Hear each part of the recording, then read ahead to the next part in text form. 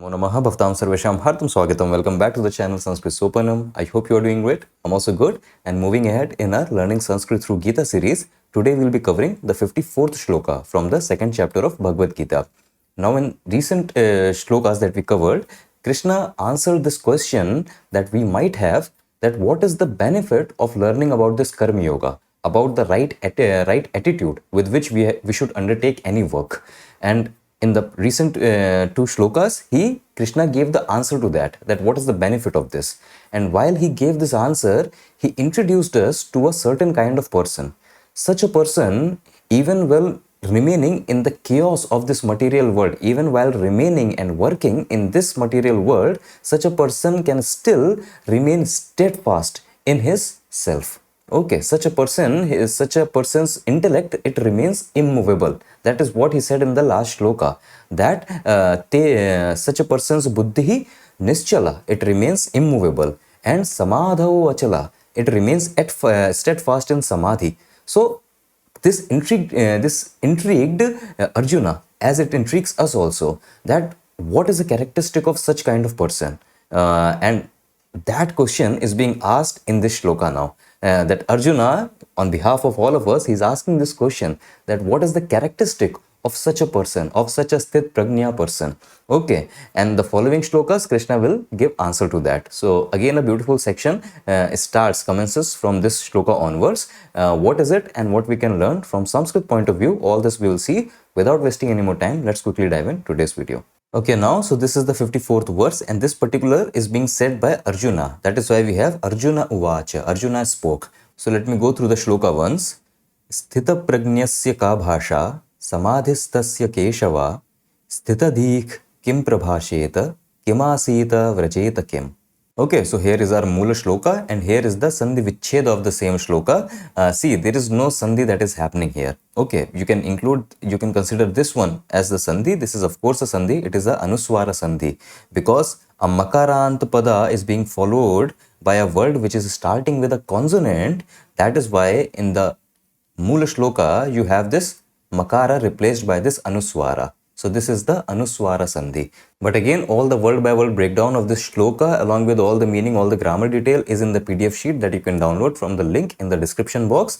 Now let us move on and start the decoding of the shloka. Okay, so as we know, in the shloka, Arjuna is just asking few questions to Krishna. Okay, so even though we have multiple Kriya Padas in this shloka, but all these Kriya Padas are being used in a sentence in a way of asking question. We will see. So to start the shloka, to start this decoding, I am starting with a implicit kriya pada asti, just to start with something. So asti is. Okay, and when we move on, so the question is ka asti, what is? So now comes the first question that Arjuna is asking. Ka bhasha. So this bhasha, which is an akarant strilinga pada, this bhasha means language, as we commonly know it, the meaning. Bhasha is language. But within the context of the shloka, bhasha, this means description. Bhasha again has multiple meanings. Bhasha means description, and that is the meaning we are taking within the context of this shloka. Okay, so this is the Pratipadika, and this here is the Prathama Vibhakti Ekvachanam form of that same Pratipadika, Akarant Strilingam Pratipadika.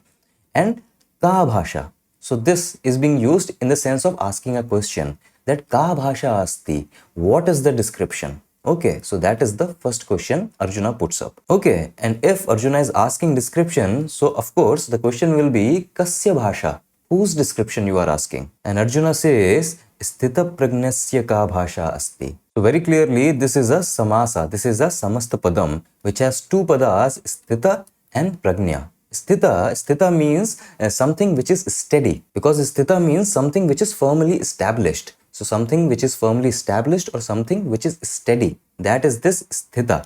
And prajna basically means wisdom. Okay, prajna means wisdom. It can also mean mental disposition. It can also mean an understanding of a person. Okay, so all these things, understanding, intelligence, mental disposition, and the best definition, the best meaning is the wisdom. So prajna represents all that. Okay, and now using these two padas in a samasa, what we are trying to say? With these two words, we are trying to say one who has a steady wisdom. So how we can do the Vigraha Vakya, what we can write in the Vigraha Vakyam? We will write Sthita Prajna Yasya. Sthita pragnya yasya saha sthita pragnyah. That one whose yasya pragnya, wisdom, is sthita, is steady. So sthita pragnya yasya saha, such a person is called sthita pragnyah. Okay, so when we combine these two words into a samasa, this will be the pratipadika. But again, we are talking about a pullinga person. So of course we cannot have this dirgha a ending, right? So we'll keep it like a rasva a ending, like a Rama Shabda, Balaka Shabda. So sthita pragnya, because we are attributing this word to a, what you say, in general we are talking about a pullinga person. Okay, see, the message is about all manushya, all people. But again, when we take these shlokas, when we take these examples, we identify that general person as a pullinga person.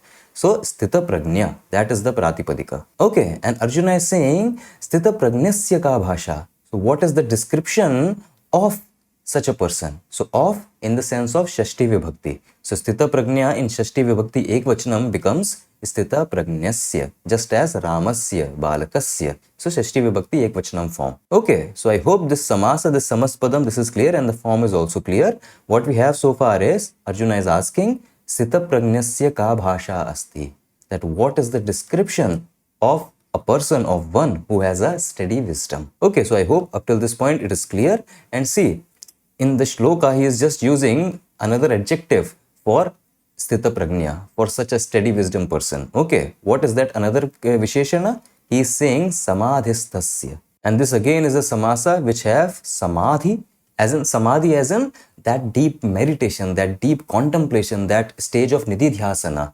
Just for the sake of writing it, I have written samadhi as deep meditation. But again, we should know these, these indicated meanings also. That samadhi is not just deep meditation, it is that stage in which an individual is fully turned inward and is in union with the true nature, in the true self. So that is that profound stage, samadhi. Okay, so samadhi means that, and stha, this again represents tishtati. Okay, this stha, this represents tishtati, that one who stays. Basically, see, with these two words in a samasa, what we are trying to say? We are trying to say, yaha samadhau tishtati, that yaha, one who, tishtati, stays or remains, samadhau, in samadhi. So, yaha samadhau tishtati, saha, such a person is called samadhistha. Okay, so this tha represents that tishtati, that one who stays, one who remains. Okay, that is why we say no, grihastha ashram. Okay, because meaning there is grihe tishtati. So that grihastha. So stha represents that tishtati. Okay, so pratipadika is samadhistha. And again, since we are just using it as an adjective for sthita pragnya person, so we are giving it the same form, Shashti Vibhakti ekvachanam. So samadhisthasya. Okay. So Arjuna is saying, what is the description of one who is a sthit pragnya, of one who has a steady wisdom, who remains steadfast in deep meditation, who remains established in that samadhi stage. Okay, so I hope this pada, this samasa is also clear. This is the first question that Arjuna is putting. And similarly, he puts up another 3 questions also. I'll just open up all the 3 questions. See, again, for sthit pragnya person only, for such a person only, he is again using another name. And that is this sthitadhihi. Again, very clearly you can understand this. This is very similar to sthita pragnya. Sthita pragnya was sthita pragnyayasya saha sthita pragnyah. And this is sthitadhihi. What is the meaning? Sthitadhihi yasya. Such a person is called sthitadhihi. Okay, so just as pragnya, it represents wisdom, so this dhi, it represents intellect. But again, we can take it in a broader sense, that we are again talking about that intellect, that wisdom, that mind. We are talking about that only. Okay. So Arjuna is just using another synonym for that sthita pragnya person. Okay. That is why I have written the meaning, one with firm and undiluted mind.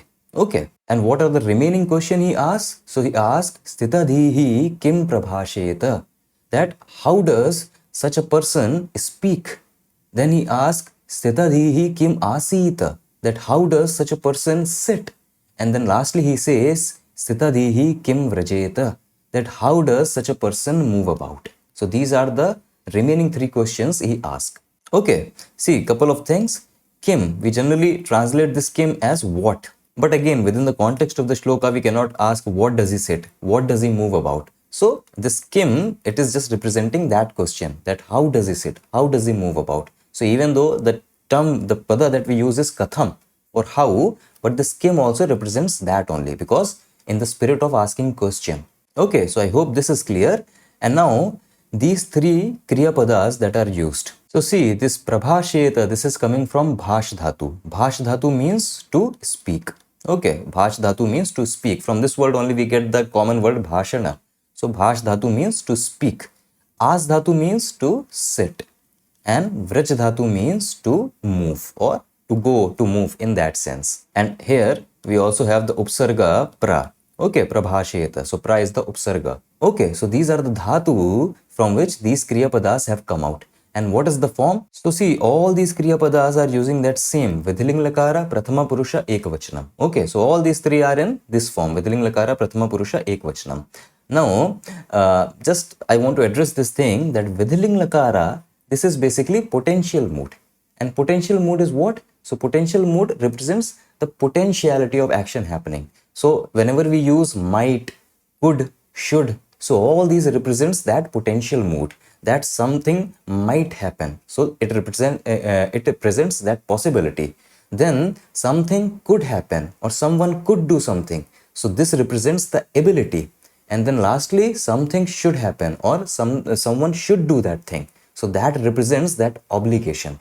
Okay, but all these might, could, should, all these come under this umbrella of potential mood. Okay, that is this Vidhiling Lakara in Sanskrit. Okay, so if I have Kim Prabhasheta, so quite literally you can frame the question like what he might speak. That this Sthit Prajna person, what he might speak, or what he could speak, or what he should speak. But again, all these are possibilities, because Arjuna, from his point, he is just raising these questions as to what is the possibility that he wants to know about the characteristic feature of such a person, of a person with steady wisdom, that how do such a person operate in the world, what do they do, how do they operate in the world. So keeping in mind all those possibilities, the kriya padas that are being used are in Vidhiling Lakara, potential mood. Maybe that's my guess, because that is why they are using in Vidhiling Lakara.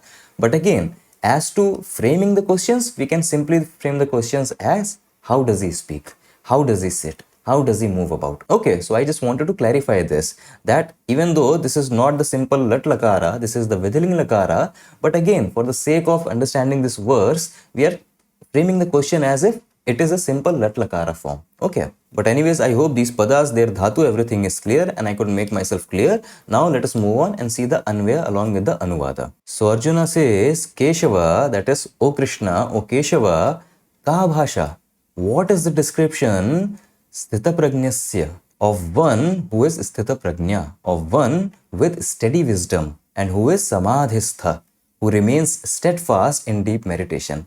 That what is the description of such a person who remains steadfast in meditation and who is of an immovable and firm wisdom. So that is the main question Arjuna puts up for Krishna. And then he just follows up those questions with Sthita dhihi kim prabhasheta kim asita kim vrajeta.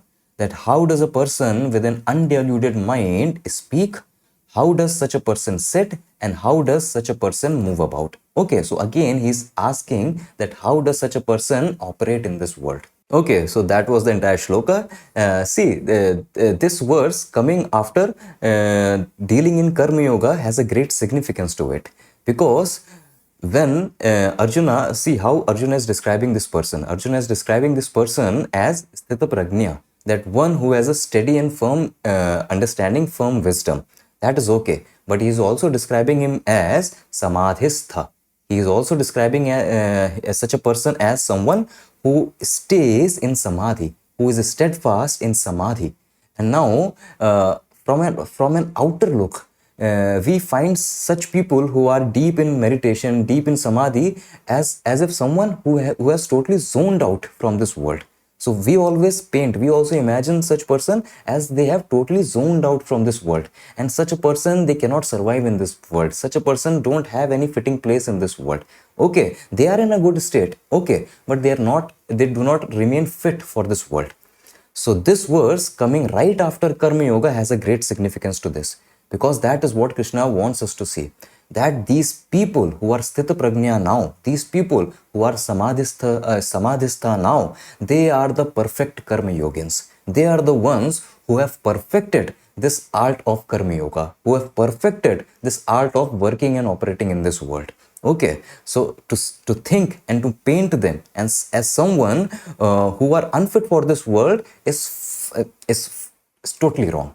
Is totally wrong, totally inappropriate. These are the people who operate at the highest level. These are the people who can do the greatest work without any, what you say, attachment to the outcome, without any attachment to the highs and lows of that work. Okay, and still they can produce the greatest amount of work.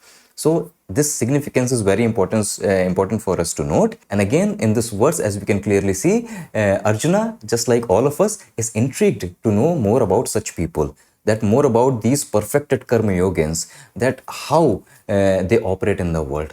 First of all, what is their mental state, that a mind which is so firmly established in the self, what is that mind, what is that mental state? So he wants to know that, and he also wants to know that how such people operate and interact in this world. Okay, because Arjuna, a karma yogi himself, at least he wants to perform work. So he has that mental disposition that he is a karma yogi. Okay, so Arjuna wants to understand that, so that he can take cue that how he can operate in this world. Okay, and again, through Arjuna, all of us, we can take cue that we are constantly living in a world where we have to do something, we need to do something, we ought to do something. But if you know the right attitude, if you know the right mental disposition, then we can do all the work in a far better way. Okay, that is the whole point. Okay, so Arjuna, on behalf of us, is asking this question: what is the characteristic features of a person who is of this steady wisdom, sthita prajna? And the following shlokas will have Krishna answering this. Okay, up till the end of this chapter. Okay, so interesting shlokas coming up. I hope all the padas, all this grammar detail, everything was clear. You have the PDF sheet to assist you. I will now take leave and I will meet you in another video with another shloka. Until then, stay awesome, stay happy, keep learning Sanskrit. Vayam punha milamaha. Dhanyavad.